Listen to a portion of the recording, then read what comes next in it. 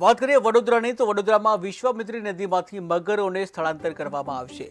એશિયાની સૌથી વધુ મગર ધરાવતી આ નદી છે, જ્યાં નદીને ઊંડી કરવાને પગલે આ કામગીરી હાથ ધરવામાં આવી છે।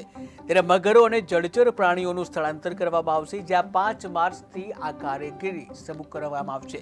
5 માર્ચથી સમગ્ર કામગીરી શરૂ કરવામાં આવશે। ત્યારે કામગીરી શરૂ થાય તે પહેલા ઝૂ વિભાગ સજ્જ છે।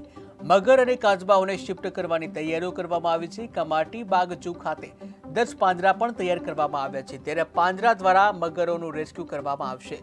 20 મગર અને 20 કાચબા કમાટી બાગ ઝૂમાં રાખવામાં આવશે। અન્ય પ્રાણીઓને આજવા ઝૂ ખાતે લઈ જવામાં આવશે। ત્યારે નદીમાં 450થી વધુ મગરો વસવાટ કરે છે। નમસ્તે, Manav Mehta education officer Baroda zoo. આપ સૌને જણાવવાનું કે ટૂંક સમયમાં વિશ્વામિત્રી નદીમાં ડિસિલ્ટિંગ અને ડ્રેજિંગની કામગીરી હાથ ધરવામાં આવનાર છે અને વિશ્વામિત્રી નદીમાં આ કામગીરી દરમિયાન જળચર જીવો જેવા કે મગર અને કાચબા ની જો જરૂર જણાય તો ફોરેસ્ટ ડિપાર્ટમેન્ટના નિગરાની અંતર્ગત તે જાનવરનું રેસ્ક્યુ કરવામાં આવશે।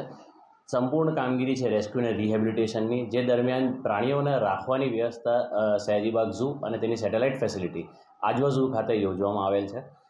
માનનીય મ્યુનિસિપલ કમિશનર સાહેબશ્રીની સૂચના અનુસાર આગોતર પગલાંના ધોરણે આ જાનવરોને સેફલી કોઈપણ એક્ટિવિટીની સાઇટથી રેસ્ક્યુ કરીને આપણી ફેસિલિટી સુધી લાવવા માટે ટ્રાન્સપોર્ટેશન કેજીસ, એની સાથે સંલગ્ન staff, rescue staff, labour staff અને ટ્રાન્સપોર્ટેશન કેજીસ આ તમામની વ્યવસ્થા ઓલરેડી આગોતરના ધોરણે કરી દેવામાં આવી છે।